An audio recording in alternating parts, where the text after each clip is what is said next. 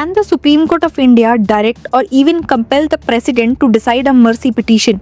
ये सवाल बलवंत सिंह रोजाना के मैटर के साथ एक बार फिर कॉन्स्टिट्यूशनल स्पॉटलाइट में आ गया है। इशू अब सिर्फ एक इंडिविजुअल कन्विक्ट या रीजनल पॉलिटिकल सेंसिटिविटीज तक सीमित नहीं रहा। ये राष्ट्रपति के clemency powers under article 72, supreme court के जुडिशियल रिव्यू के कॉन्टोर्स और सेपरेशन ऑफ पावर्स के डेलीगेट बैलेंस का टेस्ट बन चुका है। क्या जुडिशरी प्रेसिडेंट के डिस्क्रिशनरी डोमेन को टाइम बाउंड कर सकती है? या ऐसा करना कॉन्स्टिट्यूशनल बाउंड्रीज को ब्लर करेगा? डिबेट इसी कॉन्स्टिट्यूशनल टेंशन पर इंटेंसिफाई हो रही है, जिसका अगला चैप्टर सुप्रीम कोर्ट में बहुत जल्द लिखा जाने वाला है। लेकिन कब और कैसे, आइए जानते हैं। दर्शकों, बलवंत सिंह रोजाना जो 1995 में farmer Punjab chief minister Biren Singh के असैसिनेशन केस में कन्विक्ट हुए थे, पिछले 15 सालों से डेथ रो पर है। उनकी फ्रेश प्ली का कोर आर्गुमेंट सिंपल पर लीगली एक्सप्लोसिव है। मर्सी पिटीशन डिसाइड करने में ओवर अ डेकेड का डिले उनके फंडामेंटल राइट्स का वायलेशन है और इसी ग्राउंड पर डेथ सेंटेंस कम्यूट किया जाना चाहिए। रोजाना की तरफ से सीनियर एडवोकेट मुकुल रोहतगी ने कोर्ट के सामने एक स्टार्क सबमिशन रखा। This man is under death row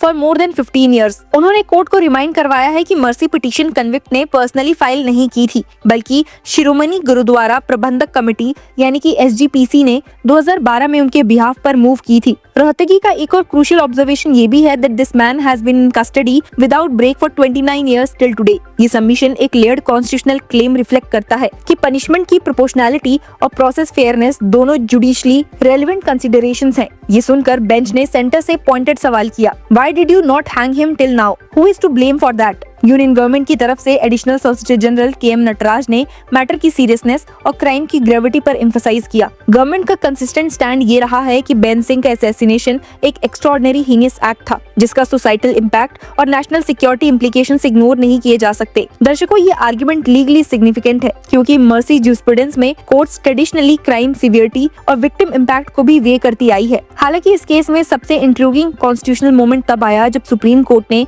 president secretariat को डायरेक्शन इशू किया था कि मर्सी पिटीशन राष्ट्रपति के सामने प्लेस की जाए। कोर्ट ने ऑब्जर्व किया था, taking into consideration that the petitioner is on a death row, we direct the secretary to the president of India to place the matter before the president with a request to consider the same within 2 weeks. क्या president ने mercy petition को decide किया? जी नहीं। और क्योंकि ये नहीं हो पाया है, सुप्रीम कोर्ट के बेंच ने अब मैटर को 18 मार्च के लिए पोस्ट करते हुए एक बार फिर एग्जीक्यूटिव डिले पर इम्प्लिसिट कंसर्न्स को रिफ्लेक्ट किया। रोजाना का आर्गुमेंट ये है कि एक इंसान को इतने लंबे समय तक एग्जीक्यूशन की अनसर्टेनिटी में रखना खुद एक फॉर्म ऑफ पनिशमेंट बन जाता है, जो कॉन्स्टिट्यूशनल मोरालिटी के अगेंस्ट है।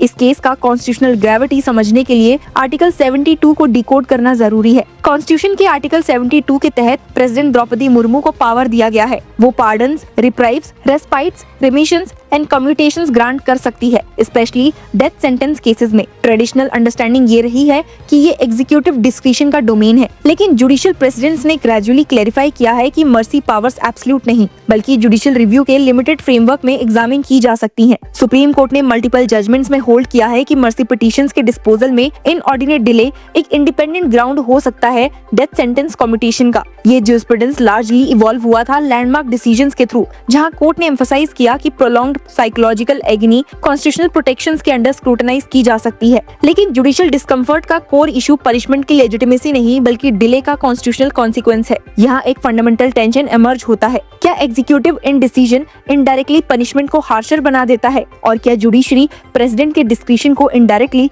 टाइम लिमिट कर सकती है? कॉन्स्टिट्यूशनल थ्योरी के पर्सपेक्टिव से देखा जाए तो सेपरेशन ऑफ पावर्स डॉक्ट्रिन ये डिक्टेट करता है कि जुडिशरी, एग्जीक्यूटिव एंड लेजिस्लेचर अपने रिस्पेक्टिव स्पेयर्स में ऑपरेट करें। Mercy powers historically executive domain का पार्ट मानी गई हैं, लेकिन जुडिशियल रिव्यू का एसेंस ही ये है कि कॉन्स्टिट्यूशनल वायलेशंस चाहे वो किसी भी ब्रांच से ओरिजिनेट करे, कोर्ट्स एग्जामिन कर सकते हैं। सुप्रीम कोर्ट का स्टांस ब्रॉडली ये रहा कि वो प्रेसिडेंट के डिसीजंस को सब्स्टिट्यूट नहीं करेंगी, पर प्रोसेस इरेगुलरिटीज जैसे मेलाफाइड, इरेलेवेंट कंसीडरेशंस या अनरीजनेबल डिले को स्क्रूटनाइज कर सकती हैं, यानी कोर्ट डिस्क्रिशन को रिप्लेस नहीं बल्कि कॉन्स्टिट्यूशनलाइज करती हैं। रोजाना का प्ली इसी कॉन्स्टिट्यूशनल विंडो पर रेस्ट करता है। उनका आर्गुमेंट ये नहीं है कि प्रेसिडेंट मर्सी ग्रांट करे, बल्कि ये है कि मर्सी पिटीशन के डिस्पोजल में प्रोलॉन्ग डिले खुद एक राइट्स वायलेशन है। एक और डायमेंशन जो केस को कॉम्प्लेक्स बनाता है वो है पास्ट जुडिशियल ऑर्डर्स का ट्रेजेक्टरी। अर्लियर प्रोसीडिंग्स में सुप्रीम कोर्ट ने कम्यूटेशन डिनाई करते हुए ये ऑब्जर्व किया था कि competent authority mercy petition decide करेगी। एग्जीक्यूटिव ने मैटर को सेंसिटिव और अंडर कंसिडरेशन बताया। Result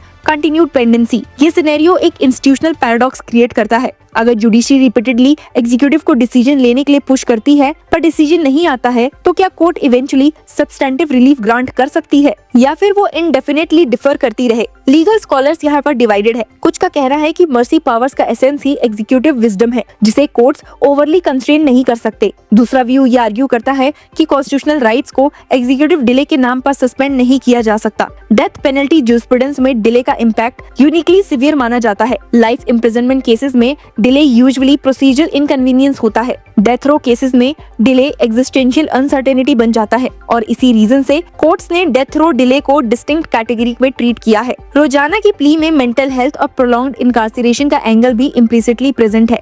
long term solitary conditions and execution anxiety के साइकोलॉजिकल इफेक्ट पर सुप्रीम कोर्ट पहले भी कंसर्न्स एक्सप्रेस कर चुकी है।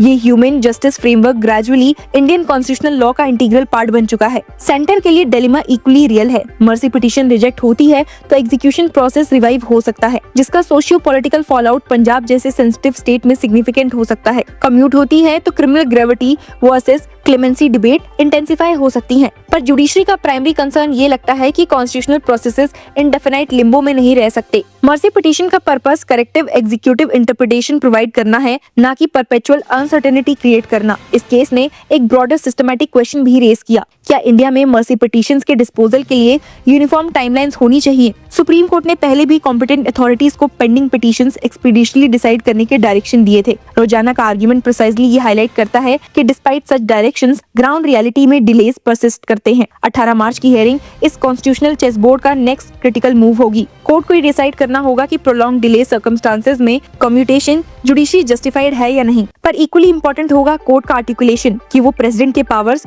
और जुडिशियल रिव्यू की बाउंड्रीज को कैसे हार्मोनाइज करता है। अल्टीमेटली बलवंत सिंह रोजाना का मैटर एक रिमाइंडर है कि कॉन्स्टिट्यूशनल लॉ एब्स्ट्रैक्ट थ्योरी नहीं बल्कि लिव्ड रियलिटी है। यहाँ एक तरफ स्टेट की अथॉरिटी और विक्टिम जस्टिस कंसिडरेशंस हैं, तो दूसरी तरफ इंडिविजुअल राइट्स और ह्यूमन ट्रीटमेंट प्रिंसिपल्स। अब सबसे सेंट्रल सवाल वही है कि जब मर्सी पिटीशन प्रेसिडेंट के पास पेंडिंग हो तो जुडिशरी की एग्जैक्ट कॉन्स्टिट्यूशनल रोल क्या होनी चाहिए, पैसिव डिफरेंस या राइट्स प्रोटेक्टिव इंटरवेंशन। जो भी आउटकम आएगा वो एक बात क्लियर करेगा, ये केस इंडियन कॉन्स्टिट्यूशनल ज्यूरिस्प्रूडेंस में president's clemency powers and supreme court के ओवरसाइट जुरिडिक्शन के बीच एक डेलिकेट बैलेंस को रीडिफाइन करने की पोटेंशियल रखता है। So stay tuned to get the updates on this case.